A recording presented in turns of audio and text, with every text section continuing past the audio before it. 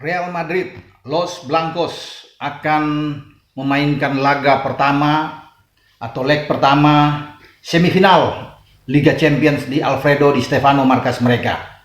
Mereka akan menjamu wakil Inggris The Blues, Chelsea, dan ini saya pikir akan menjadi pertarungan yang seru karena mereka tidak boleh bermain imbang di kandang, apalagi mereka kalah. Ini akan menyulitkan langkah mereka untuk bisa lolos ke babak final. Apakah Chelsea mampu meredam Real Madrid di leg pertama ini? Kita akan bahas dalam video saya kali ini.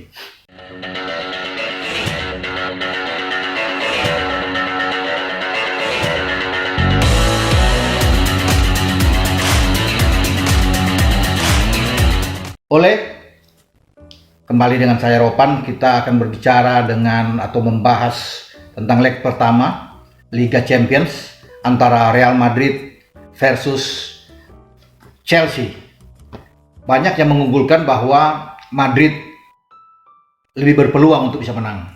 Wajar karena memang mereka bermain di kandang. Tapi bukan berarti mereka tidak bisa dikalahkan. Di fase grup, ya, ketika mereka berada di grup B, mereka dikalahkan oleh Shakhtar Donetsk, kuda hitam yang tidak diduga-duga. Bahkan dalam home and away dengan Shakhtar mereka 2 kali kalah. Mereka bisa menjadi juara grup, tetapi hanya dengan 10 poin. 3 kali menang, 1 imbang, dan 2 kekalahan.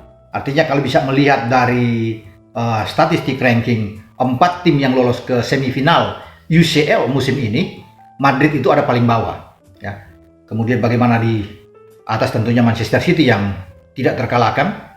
Kemudian ada Chelsea, ya, tidak terkalahkan di fase grup sebelum mereka kalah di perempat final 1-0 dari Porto di leg kedua, karena mereka menang di leg pertama dengan 2-0 dan mereka lolos ke semifinal. Dan di peringkat kedua dalam statistik 4 tim yang ke semifinal yaitu PSG. Madrid ada di bawah. Tapi sekali lagi itu bukan menjadi acuan juga, patokan bahwa ternyata Madrid tampil lebih bagus ketika di babak gugur. Mereka mampu mengalahkan Atalanta di 16 besar dengan 2 kemenangan, 1-0 di Atalanta dan 3-1 di Madrid.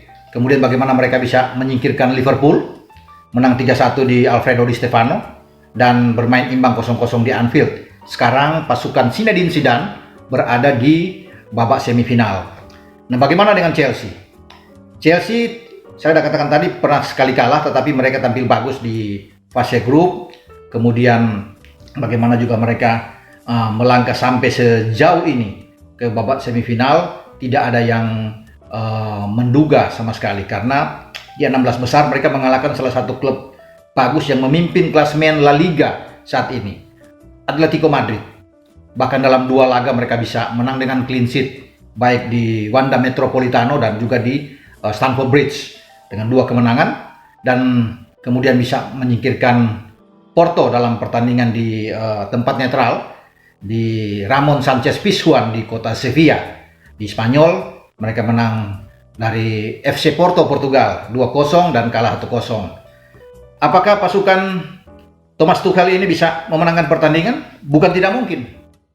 Sepak bola semua sulit untuk diprediksi, dan kesempatan bagi Chelsea untuk bisa paling tidak menahan imbang sangat terbuka.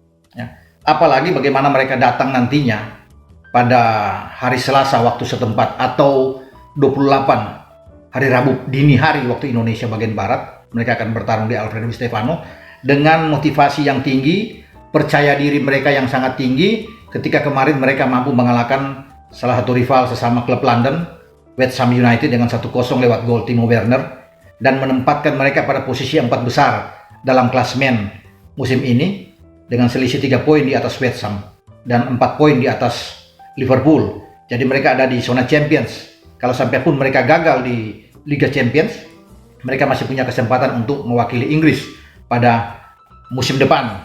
Jadi kemenangan itu kemenangan yang sangat bagus untuk memotivasi pasukan Tuchel ini. Dan saya melihat bahwa kesempatan sangat besar.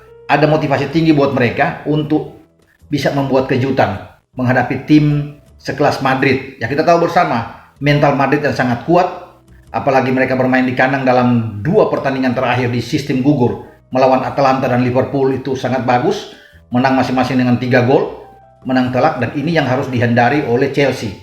Jangan sampai mereka kalah dengan telak. Kalau sampai mereka kalah 2-0, 3-1 lagi, ini akan menyulitkan karena pengalaman Madrid itu sangat bagus bermain di Liga Champions. Karena Liga Champions ini kan saya terahkan seperti rumah mereka, panggung mereka. 13 trofi yang mereka dapatkan, bukan suatu hal yang gampang. Tidak semua klub yang mampu melakukan itu. Klub paling dekat hanya AC Milan dengan 7 trofi. Kemudian Munchen dan Liverpool dengan 6 trofi. Jadi tidak ada. Chelsea baru 1 trofi yang dapat pada 2012 saat mengalahkan Bayern Munchen di babak final dengan pelatih mereka saat itu Roberto Di Matteo. Sekarang datang dengan Thomas Tuchel yang lagi bagus-bagusnya. Sejauh ini bagaimana mereka hanya 2 kekalahan yang dialami di semua kompetisi. Kalah dari West Brom 5-2 dan kalah dari Porto 1-0. Dan mereka sekarang berada pada rel yang sangat bagus. Kemarin kalau saya bisa melihat bagaimana Tuchel bisa menempatkan suatu kombinasi yang sangat baik. Setelah Mendy di bawah Mister ada 3 pemain bermain dengan 3-4-3. Suatu hal yang saya lihat ini jarang yang dilakukan. Biasanya dengan 4-2-3-1 pola baku yang selalu ditampilkan oleh Tuchel. Tapi dia coba dengan memainkan Christensen untuk bersama dengan Thiago Silva dan Rudiger.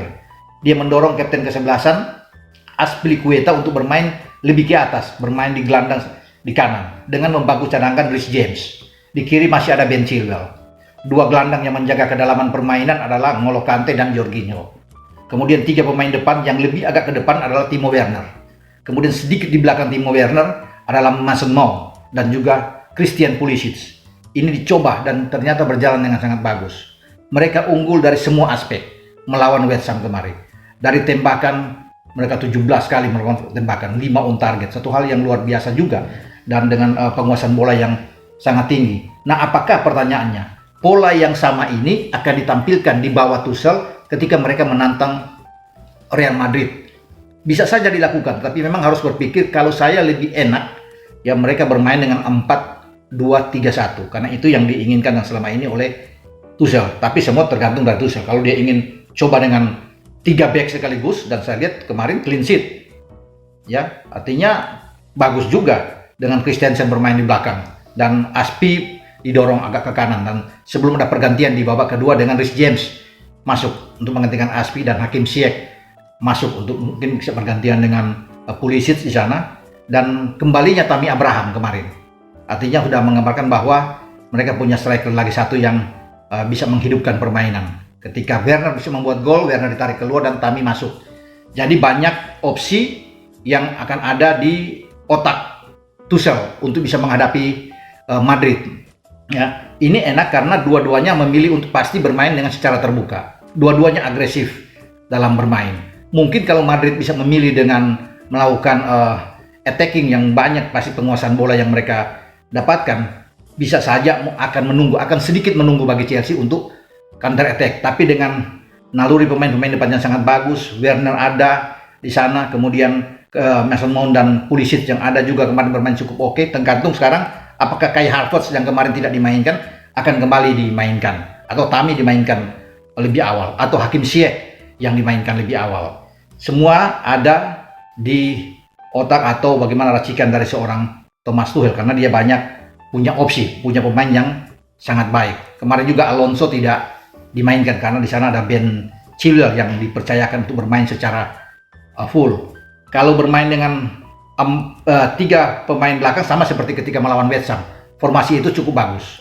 Tapi kalau memilih dengan 4 pemain belakang pasti Aspi akan ditarik lebih ke belakang untuk bisa mendampingi Silva dan Rudiger.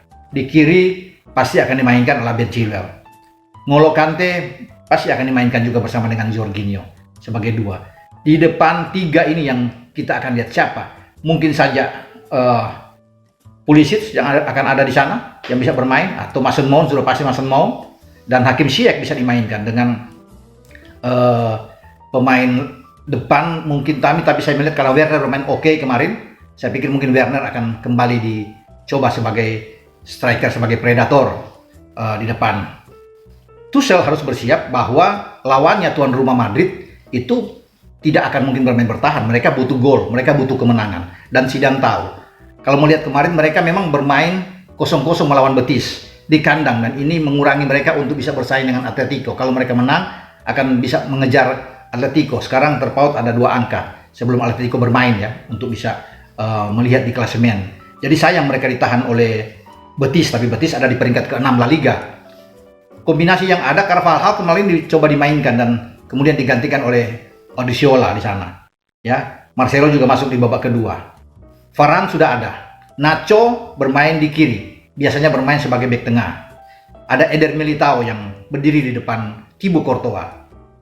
Kroos saya lihat tidak ada kemarin, bahkan tidak ada di bench.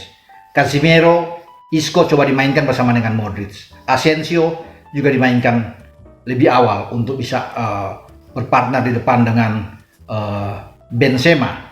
Jadi kita akan melihat siapa yang akan diturunkan. Valverde saya tidak lihat kemarin, tidak bisa bermain melawan Betis. Oleh sebab itu ada Carvajal di sana dan Nacho yang bermain di kiri, ya.